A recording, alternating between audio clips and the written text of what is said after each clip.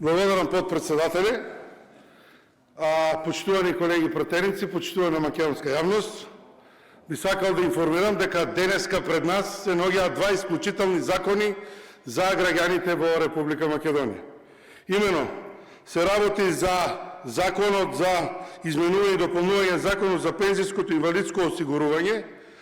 закон кој што, иако како коалиција и пратеничка група, го ветивме на граѓаните дека ќе имаат линеарно зголемување за 5000 денари,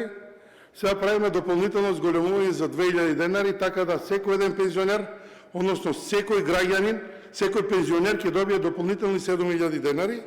или двајца пензионери доколку има во куќа, ќе имаат 14000 денари месечно дополнително зголемување со ова законско решение, или 163.000 денари годишно за двајцата пензионери, што е некаде околу 3000 евра годишно и дополнително зголемување на средствата кои што ќе ги добиваат. Допълнително, денеска на дневен ред е и изгласувањето на Законот за издавање на вредностни ваучери по скратена постапка, закон кој што студентите го очекуваат со нетрпение, затоа што 55.000 студенти, без разлика дали се редовни или воредни, без разлика дали се на државен или приватен факултет, ќе може да добијат ваучер, вредносен ваучер од 15.000 денари за зголемување на нивниот приход, односно за купување на електронски уред кој што им е потребен за вршење на нивната дејност. Сега, за да можеме да ги изгласаме овие закони, ние сме собрани денес тука, меѓутоа левица продолжува со својата обструкција на работата на собранието